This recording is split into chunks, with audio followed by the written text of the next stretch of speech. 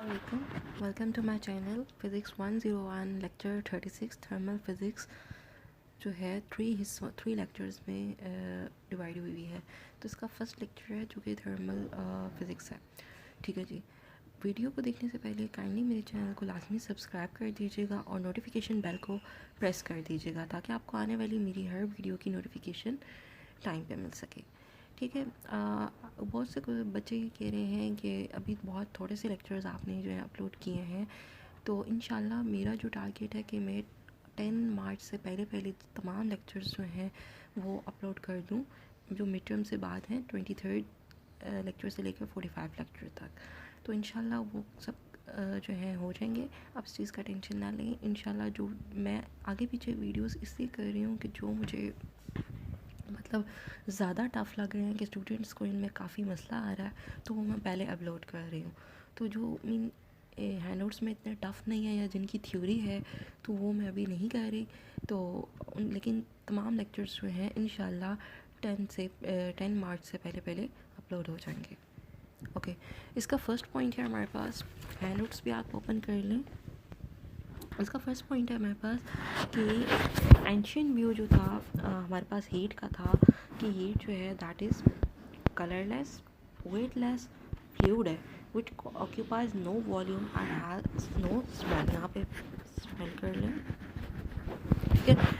ये था कि हमारे पास जो एंशियंट व्यू था वो ये कहा था कि अगर हीट जो है दैट वाज कलरलेस, कि उसका कोई कलर नहीं है, उसका कोई वज़न नहीं है और वो एक फ्लूइड की तरह है जिसका कोई वॉल्यूम नहीं है।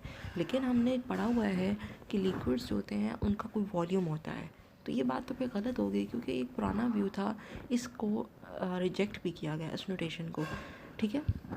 लेकिन अभी हम स्टडी करते हैं इमेजिन्ड सब्सटेंस फ्लोजिस्टोन। इसको एक फ्लोजिस्टोन का नाम दिया गया था पहले, और ये कहा गया था कि ये ऑब्जेक्ट्स के अंदर स्टोर होती है और एक ऑब्जेक्ट से दूसरे ऑब्जेक्ट में ये ट्रांसफ़र हो सकती है। लेकिन ये कॉन्सेप्ट गलत था। ज़ाहिर बात है कि जो अगर फ्लूइड था तो इसका वॉल्यूम भी होना चाहिए था, लेकिन ऐसा नहीं था। फ्लूइड था तो उसका वेट भी होना चाहिए था, तो ऐसा भी पॉसिबल नहीं था।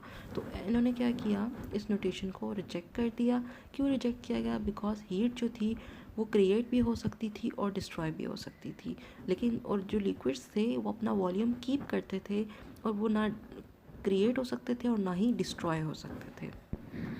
उसके बाद हमारे पास सेकंड पॉइंट है हमारे पास कि हम लोगों को टेम्परेचर के बारे में हम लोगों को पता है, जो आम हमारी ज़िंदगी की जो है कि अगर कोई चीज़ गर्म है तो हम लोग कहते होते हैं कि ये हाई टेम्परेचर पे, अगर कोई बर्फ़ है वो ठंडी है तो हम लोग ये कहेंगे कि इसका टेम्परेचर बहुत लो है।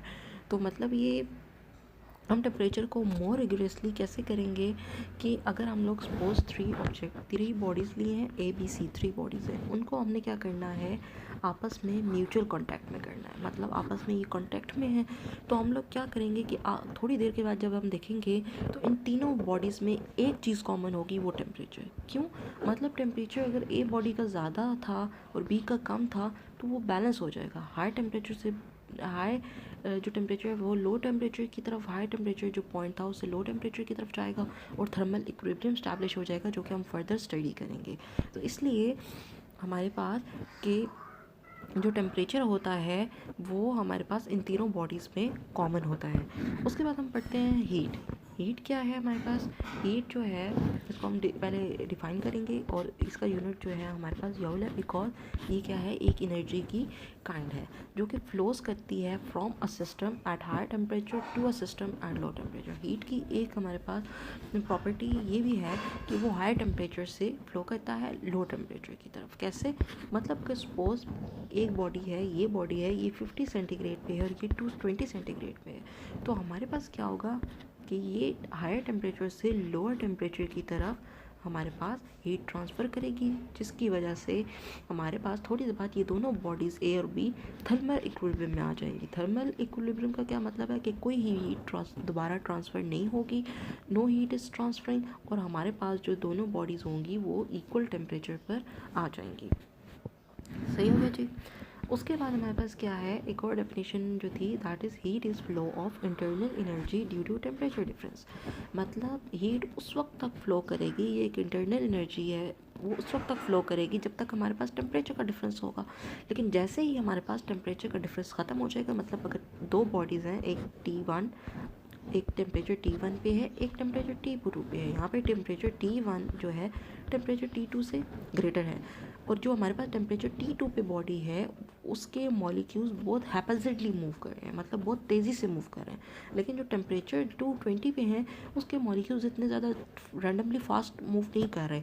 तो हमारे पास क्या होगा कि जब इन दोनों बॉडीज़ को हम लोग कॉन्टैक्ट में लेके आएंगे तो हमारे पास इसकी हैपजेडली मोशन जो थी मूवमेंट मॉलिक्यूल्स की, वो इनको भी बहुत ज़्यादा रैंडमली फास्ट मूव करवाना शुरू कर जाएंगी, जिसकी वजह से हमारे पास टेम्परेचर जो है हायर टेम्परेचर से लोअर टेम्परेचर की तरफ हीट मूव करना शुरू कर देगी, और हमारे पास थर्मल इक्विलिब्रियम स्टैब्लिश होना शुरू कर देगा, जहाँ एक ऐसा पॉइंट आएगा जहाँ पे इन दोनों बॉडीज़ का टेम्परेचर सेम हो जाएगा। This is the thermal equilibrium और हीट। मतलब आपने एक पॉइंट एक में याद रखना है जो कि MCQs के पॉइंट ऑफ व्यू से बहुत इंपॉर्टेंट है, कि हीट उस वक्त तक फ्लो करेगी जब तक हमारे पास टेम्परेचर डिफरेंस होगा, मतलब डेल्टा टी। ठीक है, टेम्परेचर जब जब हमारे पास T1 T2 के इक्वल आ जाएगा तो हीट इसमें फ्लो नहीं करती। सही हो गया। उसके बाद हमारे पास नेक्स्ट पॉइंट है।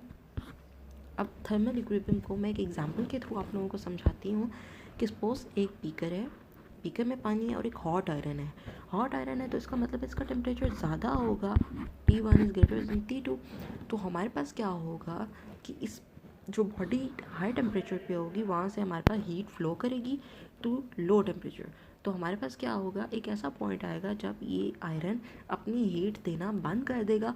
तो जब वो हीट देना बंद कर देगा तो उसका मतलब है टेम्परेचर डिफरेंस जो होगा वो ज़ीरो के इक्वल आ गया और हमारे पास थर्मल इक्विलिब्रियम इस्टेब्लिश हो गई।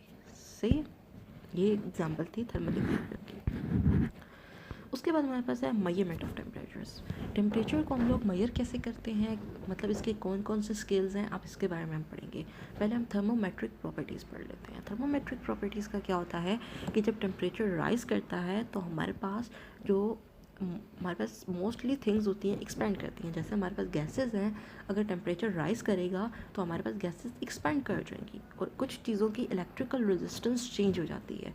सम थिंग्स ऑल्सो चेंजेस कलर भी चेंज करती हैं। मतलब जिस तरह सोडियम को अगर हम लोग हीट के ऊपर जो हमारे पास कॉमन सॉल्ट है जो हम लोग घर में इस्तेमाल करते हैं, अगर उनको हम चूल्हे पे अगर थोड़ा सा गिराएंगे, आप चेक कर लीजिएगा, तो आप लोग एक कलर महसूस करेंगे, that should be a yellowish colour और ब्लूइश कलर। इस तरह का कलर सोडियम सॉल्ट का आएगा, मतलब वो इतना अच्छा कलर भी चेंज कर रहे हैं। सही हो गया। देन हमारे पास है पॉइंट नंबर 6, ये एक्सपेरिमेंट का है। पॉइंट नंबर 6 हमारे पास क्या था एक हमने क्या लिया, यू ट्यूब ली, मतलब जो कि यू फॉर्म में थी, हमने एक यू ट्यूब ले ली।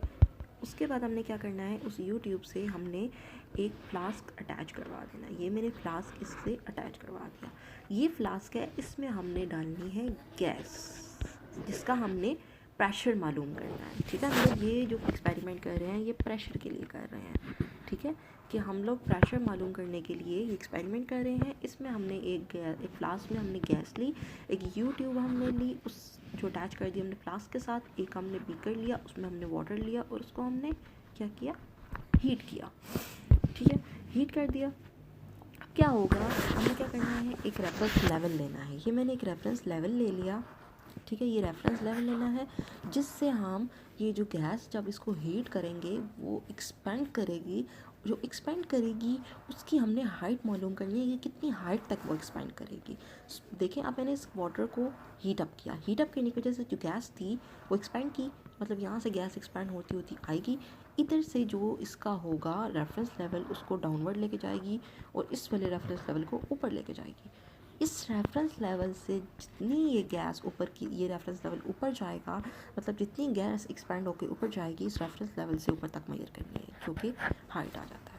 तो हम लगभग प्रेशर का फॉर्मूला हमने क्या पढ़ा था, P is equals to rho g h, rho density of gas, gravitational acceleration, and height हमने जो भी हमने रेफरेंस लेवल से ऊपर तक फाइंड की। सही हो गया। अब हमने देखना है कि जितना हम लोग यहाँ पे टेम्परेचर दे रहे हैं, मतलब जितना टेम्परेचर ज़्यादा कर रहे हैं उतनी ज़्यादा हमारे पास प्रेशर इंक्रीज़ कर रहा है। गैस जितनी एक्सपेंड कर रही है उतनी हाइट ज़्यादा होगी, जब जितनी हाइट ज़्यादा होगी उतना प्रेशर ज़्यादा होगा। मतलब टेम्परेचर ज़्यादा तो गैस एक्सपेंड ज़्यादा करेगी, ठीक है। जब गैस एक्सपेंड ज़्यादा करेगी तो ये हमारे पास इसकी हाइट भी ज़्यादा होगी, हाइट एक ज़्यादा होगी तो मतलब प्रेशर भी ज़्यादा होता जा रहा है, सही है, क्योंकि प्रेशर हमारे पास था rho g h directly proportional to height. I hope so आप लोगों को समझ आ गया होगा, सही हो गया। अगर मैं इसका ग्राफ बनवाती हूँ तो प्रेशर डिवाइडेड बाई टी क्या होगा, डायरेक्ट रिलेशन होगा, मतलब pressure is directly proportional to temperature. जितना हम लोग टेम्परेचर देंगे उतना हमारे पास प्रेशर इंक्रीज करेगा, सही हो गया। नेक्स्ट पॉइंट है हमारे पास एब्सोल्यूट ज़ीरो। हमारे पास एब्सोल्यूट ज़ीरो ऑफ टेम्परेचर क्या कहता है कि हमारे पास एक ऐसा टेम्परेचर है कि जिससे नीचे अगर हम किसी भी गैस को कूल करेंगे तो वो फर्दर कूल नहीं होगी। और ये एब्सोल्यूट टेम्परेचर -273.13 है, सेंटीग्रेड में है और 0 केल्विन है। मतलब इससे टेम्परेचर से बिलो हमारे पास कोई भी गैस हम कूल डाउन नहीं कर सकते। ये एक सबसे लोएस्ट टेम्परेचर है जो अचीव हो सकता है जिस पे हम लोग गैस को कूल कर सकते हैं। उसके बाद ये एक लोएस्ट टेम्परेचर है। अब पता है क्या करते हैं हम लोग, एक ग्राफ बनाते हैं। हमने एक प्लॉट किया ग्राफ कि प्रेशर डायरेक्टली प्रोपोर्शनल है टेम्परेचर है, ये हो गया जी इसका। लेकिन जब हम तमाम पॉइंट्स को पीछे की तरफ मीट करवाते हैं, मतलब टेम्परेचर तो लोएस्ट है तो तमाम एक पॉइंट पर जाके मीट कर रहे हैं। You will see over there कि -273.13 पे जाकर तमाम लाइंस मीट करेंगी, ये गैसेस की लाइन है। तो क्या हो जाएगा, इससे हमें पता चल जाएगा कि एक लोएस्ट टेम्परेचर है -273 कि जिसके बाद हमारे पास गैस जो होती है वो फर्दर कूल डाउन नहीं होगी, जो इसके बाद हमारे पास गैस सॉलिडिफाई होना शुरू हो जाती है, सही हो गया जी। उसके बाद हमारे पास टेम्परेचर स्केल्स के बारे में हम लोग पढ़ते हैं। टेम्परेचर स्केल्स के बारे में ये बहुत हमारे पास आपने प्राइमरी क्लासेस में पढ़ा हुआ है, 9th-10th में, फर्स्ट ईयर सेकेंड ईयर में आप लोग ऑलरेडी पढ़ के आए हुए हैं, लेकिन फिर भी आप लोगों को मैं एक बता देती हूँ। हमारे पास क्या होता है कि ये हमारे पास क्या करना है, पहले हमने ये फॉर्मूला याद कर लेना, फ़ारेनहाइट वाला एक फॉर्मूला याद कर लेना, इसी से हम सेंटीग्रेड वाला निकाल लेंगे। कैसे निकालेंगे, देखें जी, देखें जी, हमारे पास क्या हो गया जी, हमने सेंटीग्रेड को राइट साइड पे करना है, F -32 हो जाएगा, that is equals to C into 9 divide by 5 हो गया। तो क्या करेंगे, 5 ऊपर चला जाएगा, 9 नीचे आ जाएगा और ये से मल्टीप्लाई, यहाँ से हमारे पास सेंटीग्रेड का निकल आएगा। और केल्विन के लिए तो हम लोग पढ़ चुके हैं कि सेंटीग्रेड में जब हम 273 ऐड करेंगे तो केल्विन का बन जाएगा, और जब हम लोग सेंटीग्रेड का निकालना चाहेंगे तो 270 तो हम लोग टी सी कैसे निकालेंगे, टी के -273.15, ये टी सी निकालने के लिए, टी के लिए ये वाला, सही हो गया जी। अच्छा जी, हमारे पास करना है, कन्वर्ट करना है हमने फ्रीजिंग पॉइंट को। फ्रीजिंग पॉइंट क्या होता है, 0 सेंटीग्रेड, इसको हमने करना है फ़ारेनहाइट और केल्विन में। फ़ारेनहाइट के लिए ये वाला फार्मूला था, ये 32 फ़ारेनहाइट आ गया। ये फ्रीजिंग पॉइंट 0 सेंटीग्रेड होता है, सेंटीग्रेड में 32 फ़ारेनहाइट होता है, और केल्विन में हमारे पास 273.15 केल्विन होता है, सही हो गया जी। उसके बाद हमारे पास है जी द हॉटेस्ट थिंग जो हमारे पास ever was the universe when it came into existence. सबसे ज़्यादा जो हॉटेस्ट हमारे पास चीज़ थी ये यूनिवर्स थी जब ये हमारे पास एग्जिस्टेंस में आई थी। उसके बाद हाइड्रोजन बम है, उसके बाद हमारे सरफेस ऑफ सन है, उसके बाद जब कॉपर मेल्ट करता है उसका टेम्परेचर, और वाटर जब स्टीम में कन्वर्ट होता है दैट वॉज 373 केल्विन, सही हो गया जी। ये वैल्यूज़ आप याद कर लीजिएगा बिकॉज ये हैंड नोट्स में गिवन है, तो एक आध पूछी भी जा सकती है MCQs में।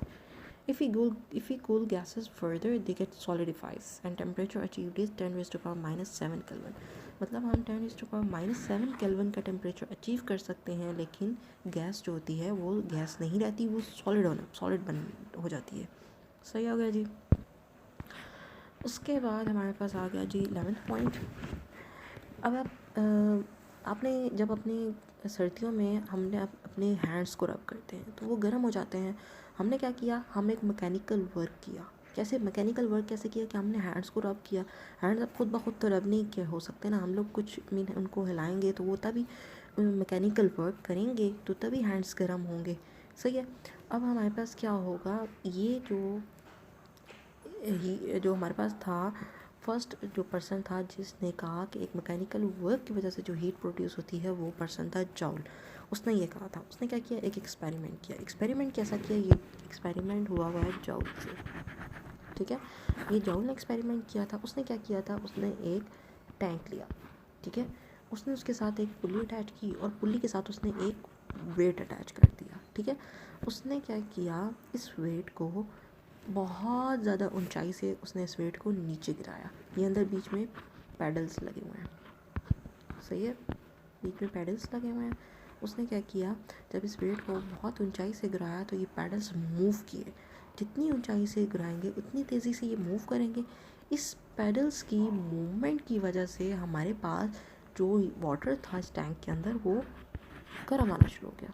मतलब अब उसने मैकेनिकल वर्क किया by throwing a weight down, और उसके रिज़ल्ट में उसने एक हीट हो गई, एक हीट निकली जिसने इस पानी को गर्म कर दिया। ये एक्सपेरिमेंट फर्स्ट जो किया गया था दैट वाज डन बाय जॉल। अगर आप अपना हैंड आउट्स में से पढ़ेंगे तो हमारे पास ये 10 नंबर पे है, आप पढ़ लीजिएगा। सही हो गया जी। उसके बाद हमारे पास है जी, एक मिनट, ये पेजेस आगे पीछे हुए हैं, सही। ये अब हमारे पास आ गया जी यूनिट्स के बारे में। 1 कैलोरी जो होती है वो ज़रूरत होती है हमें एक टेम्परेचर को राइज़ करने के लिए, 1 सेंटीग्रेड टेम्परेचर राइज़ करने के लिए 1 ग्राम ऑफ अ बॉडी के लिए। तो हमारे पास हमने पढ़ा हुआ है कि 1 कैलोरी इज इक्वल टू, इसमें सिर्फ जो याद करना है ना आपने 4.186 जॉल, ये याद करना है। और वर्क जो जैसे उसका यूनिट जॉल है तो हम वर्क को कैलोरीज में भी मेजर कर सकते हैं। सही हो गया जी। उसके बाद हमारे पास आ जाता है लीनियर एक्सपेंशन, बहुत इम्पॉर्टेंट है, ठीक है, बहुत इम्पॉर्टेंट है। लॉन्ग क्वेश्चन इसमें से आ सकता है। हमारे पास क्या है, हमने क्या किया, एक वायर ली, ठीक है, ये एक वायर ली। उस वायर का हमारे पास टेम्परेचर क्या है, T0, और उसका हमारे पास इस वायर का टेम्परेचर क्या है, T। अब हमने क्या करना है, पहले हमने टेम्परेचर T0 था, लेंथ हमारे पास ओरिजिनल लेंथ L0 थी, टेम्परेचर ओरिजिनल था T0। हमने जब इस को टेम्परेचर T प्रोवाइड किया तो इस वायर ने एक्सपेंशन होना शुरू हो गई, ठीक है, इसमें एक्सपेंशन होना शुरू हो गई। रॉड जो था वो एक्सपेंड होके कितना एक्सपेंड हुआ, डेल्टा एल, मतलब पहले L0 था, L0 plus delta L expansion हो गई।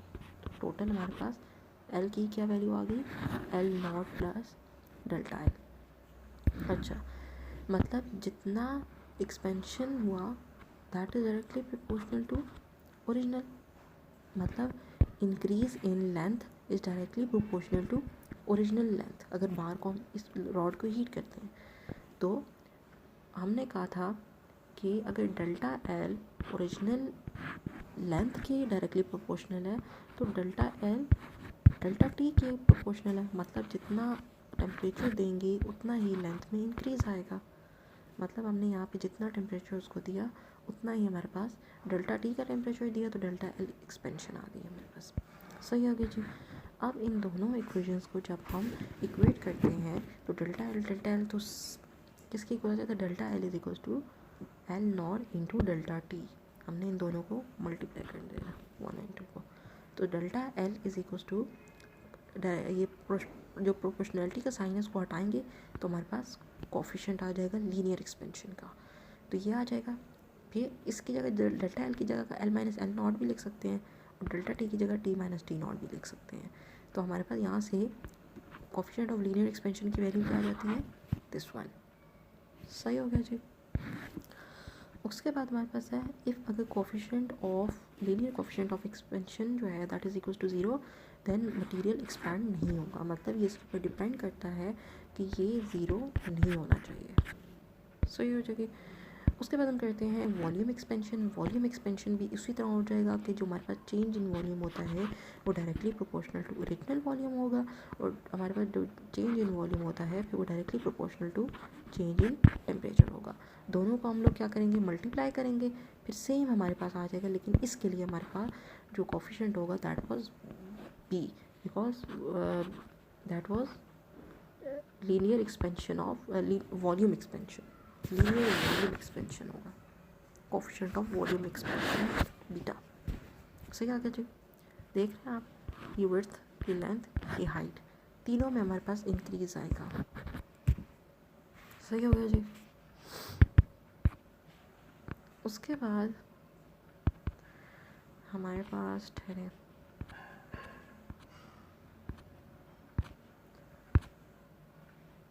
ये पेजेस आगे पीछे हुए हैं तो कंफ्यूज मत कीजिएगा, ओके। अब हमारे पास है, यहाँ पे हमने ए और बी के दरमियान रिलेशन निकालना है। अब हमारे पास ए क्या है, this is the linear coefficient of expansion, this is a coefficient of volume expansion. ये वॉल्यूम के था, ये लेंथ के लिए था। अब हम इन दोनों के दरमियान निकालेंगे रिलेशन। कैसे निकलेगा, वॉल्यूम ड्यू टू एक्सपेंशन कितना होता है हमारे पास, एल का क्यूब होता है ना। वॉल्यूम क्या होता है, एल का क्यूब, मतलब विड्थ। तो यहाँ पे हमारे पास हमें पता है कि वॉल्यूम जो होता है length into width into height, मतलब ये तीनों है तो लेंथ ही है, तो इसको हम एल क्यूब भी लिख सकते हैं। तो हमारे पास लेंथ पहले ओरिजिनल लेंथ थी एल, उसमें हमारे पास L plus delta L will be the after expansion. तो हमने क्या करना है, हमने यहाँ पे एक्सपेंशन वाली लेंथ लिखनी है कि आफ्टर एक्सपेंशन ये आ जाएगा। इसका हमने क्या किया, क्यूब लिया। क्यूब का फॉर्मूला आपने खोलना है, ये फॉर्मूला है क्यूब का। हमने ये दो वैल्यूज़ इग्नोर करनी है क्योंकि ये बहुत बड़ी वैल्यूज़ हैं, तो हमें क्या करना है, ये इग्नोर कर देनी है। तो ये जब इग्नोर करेंगे तो ये दो आ जाएंगी। इसमें हमने एल क्यूब क्या होता है, v is equals to L cube. तो जहाँ जहाँ v होगा वहाँ पे हम एल क्यूब डाल देंगे, और सॉरी जहाँ एल क्यूब होगा वहाँ हमने v डाल देंगे। यहाँ v डल गया और इसकी जगह भी v डल गया। अब नीचे आप देखेंगे, अब हमारे पास v प्राइम कितना आ गया, v plus 3 alpha v delta t। और जब हम इन दोनों को v को और माइनस v करते हैं, मतलब रीअरेंज करके लिखते हैं, तो 3 अल्फ़ा v डेल्टा t ये आ गया। डेल्टा ये तो होता ही डेल्टा v के इक्वल है, 3 alpha v delta t, delta v के 3 अल्फ़ा वहीं रह जाएगा, v डेल्टा t नीचे आ जाएगी 3 अल्फ़ा। और ये हमने पढ़ा था that is equals to beta, ये देख रहे हैं आप, बीटा के इक्वल है, तो beta is equals to 3 alpha. इसका यूनिट होता है हमारे पास 1 divided by centigrade. It is different for different material. Beta का यूनिट है हमारे पास 1 डिवाइडेड बाय सेंटीग्रेड। सही हो गया जी। उसके बाद हमने पढ़ते हैं थर्मोस्टेट। थर्मोस्टेट क्या होता है कि डिफरेंट मटेरियल्स जो होते हैं वो एक्सपैंड करते हैं डिफरेंट तरीके से, डिफरेंट रेट पर एक्सपैंड करते हैं, तो हमारे पास क्या बन जाता है, थर्मोस्टेट बनता है। थर्मोस्टेट जो होता है यूज्ड होता है हमारे पास हीटिंग को या कूलिंग प्रोसेस को कंट्रोल करने के लिए। अब हमारे पास जो घर में हम लोग इस्त्री यूज़ करते हैं उसमें जब हीट को थर्मोस्टेट जो यूज़ होता है वो इसलिए यूज़ होता है ताकि जब इस्त्री ज़्यादा गर्म होती है तो वो उसको ज़्यादा गर्म होने से बचाती है। मतलब थर्मोस्टेट का पर्पस अगर एक ऑब्जेक्ट को बहुत ज़्यादा कूल होने से या बहुत ज़्यादा हॉट होने से मतलब उसको कंट्रोल करता है। सही हो गया जी। अच्छा, इसके बाद हमारे पास है जी, ये आपको बुक में उन्होंने बताया हुआ था, सॉरी आपके हैंडआउट्स में। उसने क्या किया, उसने एक थर्मोस्टेट की एग्जांपल्स दी। उसने क्या किया, एक बायोमेटालिक स्ट्रिप है, जब ये ऑन होता है, मतलब ये सर्किट ऑन है, 25 सेंटीग्रेड का टेम्परेचर है, तो आप लोग देखेंगे कि एक वन मेटल जो है दूसरे मेटल से बॉन्ड है। तो जब ये क्या करते हैं कि ये दोनों एक्सपैंड एक साथ होते हैं, तो हमारे पास क्या होता है, एक मेटल ज़्यादा एक्सपैंड हो जाता है और एक कम हो जाता है, जिसकी वजह से ये शेप जो होती है इसकी डिस्टॉर्ट हो जाती है और ये ऑफ हो जाता है। तो क्या हो जाता है, सर्किट ब्रेक हो जाता है, जिसकी वजह से जो होता है हमारे पास मतलब सर्किट ब्रेक हो जाएगा। सही हो गया जी। फिर ज़्यादा हीट या ज़्यादा कोल्ड बॉडी नहीं होगी, कंट्रोल कर लिया जाएगा हीट को और कोल्ड को। सही हो गया। देन हम पढ़ेंगे एनॉमलस बिहेवियर। एनॉमलस बिहेवियर क्या है कि वाटर जो है स्ट्रेंज बिहेव करता है। क्या मतलब कि अगर हमारे पास जिस तरह it contracts when it is instead of expanding, मतलब अभी हमने पढ़ा था कि जितना हम टेम्परेचर बढ़ाते जाएंगे उतना ज़्यादा एक्सपेंडिंग ज़्यादा होगी। मतलब जिस बॉडी को ज़्यादा हम लोग एक्सपेंड होने का क्या मतलब है, वॉल्यूम का इंक्रीज़ करना। मतलब जितना टेम्परेचर इंक्रीज़ करेंगे उतना ज़्यादा वॉल्यूम हमारे पास इंक्रीज़ करना चाहिए। मतलब जितना टेम्परेचर देंगे उतनी एक्सपेंड करेगा। कोई भी गैस होगी वो एक्सपेंड करेगी, कोई भी लिक्विड होगा वो एक्सपेंड करेगा। लेकिन यहाँ पे हमारे पास ये क्या करता है, ये कॉन्ट्रैक्ट्स होना शुरू हो जाता है। क्या होता है ये पर अभी इस एनॉमलस बिहेवियर की वजह से हमारे पास जो फिशेज़ हैं जो पॉन्ड्स के अंडर रहती हैं वो सेफ़ रहती हैं। अगर ऐसा ना हो तो हमारे पास वो फिशेज़ जो हैं मर जाए। हमारे पास एक टेम्परेचर होता है 0 से 4 सेंटीग्रेड का, जिसमें हमारे पास वाटर एनॉमलसली बिहेव करता है।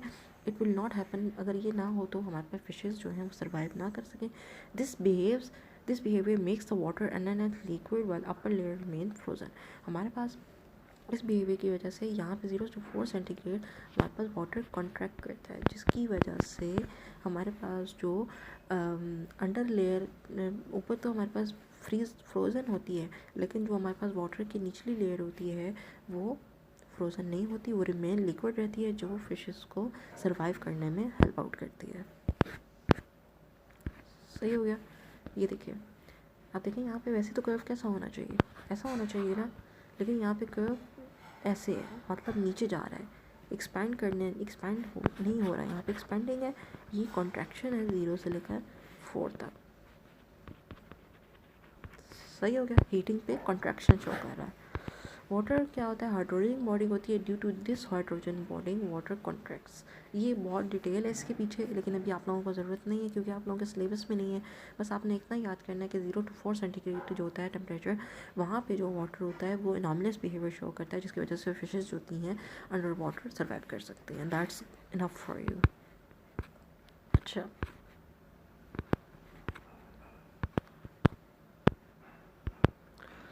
अब हमारे पास है हीट कैपेसिटी। हीट कैपेसिटी का क्या है जी, ओपन करते अपने हैंड आउट्स। हीट कैपेसिटी क्या होती है बॉडी की, कि C is equals to Q divided by T। अगर हम टेम्परेचर को इंक्रीज़ करते हैं तो हमारे पास जो हीट होती है, that Q amount of heat is added to the system. ठीक है, अगर टेम्परेचर इंक्रीज़ करेंगे तो Q amount of heat is added to the system. Heat capacity हमेशा पॉजिटिव होती है, मतलब अगर हमारे पास हीट कैपेसिटी जो होती है हमेशा पॉजिटिव होती है। क्यों? बिकॉज अगर if delta Q and delta T have the same sign, if नहीं आता, क्यों? क्योंकि डेल्टा Q और डेल्टा T का सेम साइन होता है। कैसे? कि जितनी ज़्यादा हीट कैपेसिटी ज़्यादा होगी उतना ज़्यादा हमारे पास स्मॉल चेंज इन टेम्परेचर आएगा। मतलब जितनी ज़्यादा हमारे पास हीट कैपेसिटी ज़्यादा होगी उतना ज़्यादा हमारे पास small amount of temperature change आएगा। ये इन्वर्सली प्रोपोर्शनल है, हीट कैपेसिटी ज़्यादा small amount of temperature change, अगर हम हीट को फिक्स्ड रखते हैं। हीट जो है फिक्स्ड है। सही हो गया। अब हमें क्या करना है, Q जो है, अब यहाँ से हम Q निकालेंगे। Q is equal to MC delta T। इसमें मैथ्स हमने ऐड कर दिया। ये हमारे पास मैथ्स है, heat capacity, delta T in W, Q is heat. उसके बाद हमारे पास है amount of heat of 1 centigrade required to raise the temperature of 1 gram of substance by 1 centigrade. This is the definition of heat capacity. सही हो गया जी। और water की सबसे ज़्यादा कैपेसिटी है, दैट इज़ 1। इसका यूनिट है हमारे पास, यूनिट याद कर लीजिएगा, मैंने यहाँ मेंशन नहीं किया हुआ, दैट इज़ कैलोरी पर सेंटीग्रेड ग्राम। यहाँ से ड्राइव कर लीजिएगा। किधर गया फार्मूला, किसका हमने निकालना है, हीट कैपेसिटी का। हीट कैपेसिटी का यहाँ से कैसे निकालेंगे, Q क्या होता है, heat, that will be in calorie divided by mass हो जाता है, डिवाइडेड बाय मास क्या होता है, gram, temperature centigrade, that is equal to C। मैंने यहाँ से निकाल के आपको इसका यूनिट बता दिया। सही हो गया जी। उसके बाद अब तो मैं थक भी गई हूँ। उसके बाद हमारे पास है वाटर की सबसे ज़्यादा लार्ज स्पेसिफिक हीट होती है, वेयर एज आइस और स्टीम का सबसे ज़्यादा कम होता है। कंडक्टर्स का भी हमारे पास स्पेसिफिक हीट सबसे कम होती है। देन वी हैव तकरीबन 90 हो गया। Then we have heat transfer in time T. अगर टाइम टी में हीट ट्रांसफ़र करनी है तो उसको मल्टीप्लाई कर दें टी के साथ। Heat transfer in time T, तो क्यू डिवाइडेड बाई टी, या अगर क्यू डिवाइडेड बाई टी नहीं कर रहे तो जो फार्मूला है हमारे पास उसके साथ जाके मल्टीप्लाई कर दें। सही हो गया जी। ओके, उसके बाद हम लोग पढ़ेंगे कंडक्शन। लास्ट पॉइंट है हैंडआउट्स का। One of the possible way by which heat is transferred from one portion of the system to another, it does not involve physical transport of particles. मतलब हमारे पास क्या होता है कि हीट ट्रांसफ़र होती है एक पोर्शन से दूसरे पोर्शन की तरफ, ठीक है। मतलब अगर आप लोग क्या करते हैं कि हमने क्या किया, चूल्हे पे हम लोगों ने रखा जी एक बर्तन रखा, ठीक है। तो हमारे पास क्या होगा कि थोड़ी देर बाद आप लोग देखेंगे तो वो पूरा बर्तन, अगर सपोज फ्राइंग पैन है तो फ्राइंग पैन का पिछला दस्ता जो है वो तो चूल्हे के ऊपर नहीं है, लेकिन थोड़ी देर के बाद आप देखेंगे कि वो भी गर्म हो जाता है, ठीक है। इसमें हमारे पास physical transport of particles involve नहीं होती, इसमें हमारे पास एक हीट ट्रांसफ़र होती है। मतलब एक जगह से लेकर दूसरी जगह हीट ट्रांसफ़र हो रही है, जिसकी वजह से हमारे पास वो उस डेगची का वो वाला हिस्सा भी गर्म हो जाता है। अब heat comes to surface of sun from the core of sun. अब जो हीट हमारे पास जो अंदर कोर होता है सन का, उससे हीट आती है हमारे पास सरफेस ऑफ सन की वजह से। सरफेस ऑफ सन पे, सरफेस सन के सरफेस पे वो कंडक्शन की एक एग्जाम्पल है। लेकिन जो हमारे पास सरफेस पे हमारे पास हीट होती है वो हमारे पास आती है in the form of ultraviolet rays, visible rays, infrared rays, मुख्तलिफ रेज की फॉर्म में हमारे पास आती हैं। तो it will be a radiation की फॉर्म में। मतलब हीट जो है from the surface of the sun हमारे पास आती है in the form of radiation, लेकिन from inside the core of the sun जो in the form of conduction heat surface पे आती है। अगर हम एक पैन को हीट करते हैं, एक को बॉयल करते हैं, सही हो गया जी। Then we have convection. Convection क्या है? Heat is carried by moving fluid. अब हीट को हम लोग एक फ्लूइड को मूव करवा के जो हम लोग करते हैं दैट इज़ कन्वेक्शन। जैसे एक steaming cup of hot T, heat is being transferred in air. मतलब एक फ्लूइड को मूव करवा रहे हैं, आइस की मेल्टिंग हो रही है, heat moves to the ice from air. These all examples of convection. Radiation already हम डिटेल में पढ़ चुके हैं पिछले इलेक्ट्रोमैग्नेटिक वेव्स में। It is energy that comes from source and travel through space at speed of light. जो एक source से आ रही होती हैं, किसी भी सोर्स से आ रही होती हैं, और वो एक स्पीड ऑफ लाइट पे ट्रेवल कर रही होती हैं। जैसे अल्फ़ा रेज है, बीटा रेज है, गैमा रेज है, अल्ट्रावायलेट, एक्स रेज और इंफ्रारेड रेज हैं। These are all radiations. UV light sun से जो आ रही होती है, एक्स रेज जो एक्सरे मशीन से निकल रही होती है, माइक्रोवेव्स जो माइक्रोवेव ओवन से निकल रही होती हैं। ठीक है जी। Must subscribe my channel. Subscribe लाजमी कीजिएगा, वीडियो को लाजमी अपने फ्रेंड्स के साथ शेयर कीजिएगा और नोटिफिकेशन बेल को भी ज़रूर प्रेस कर दीजिएगा। अच्छा, मेरी आप लोगों से काइंडली एक जो है रिक्वेस्ट है कि ये वीडियोस हम जो बनाते हैं बहुत मुश्किल से बनाते हैं। पहले हमें जो होते हैं ना नोट्स बनाने पड़ते हैं, उसके बाद हमें उसकी तैयारी करनी पड़ती है, हमें काफ़ी जगह से मटेरियल्स इकट्ठा करना पड़ता है, उसके बाद नोट्स बनाना, वीडियो बनाना, उसको एडिट करना, ये सब काम बहुत मुश्किल होते हैं। तो काइंडली हमारी वीडियो को आगे लाजमी फ्रेंड्स के साथ शेयर किया करें और चैनल को लाजमी सब्सक्राइब किया करें, ताकि इसमें आप लोगों का भी फ़ायदा है, हमारा भी फ़ायदा है कि हमें एक जो होती है एक मोटिवेशन मिल जाती है कि हमारा दिल करता है और वीडियो बनाने को। तो काइंडली चैनल को लाजमी सब्सक्राइब कीजिएगा। और अगर कोई भी मसला है जीडीबी से रिलेटेड, असाइनमेंट से रिलेटेड, क्विज़ से रिलेटेड, या इस वीडियो में कोई इशू आ रहा है या कोई मसला आ रहा है या कहीं पे मैं गलत हूँ, तो आप मुझे करेक्ट कर सकते हैं। Thank you for watching my video. अल्लाह हाफिज़।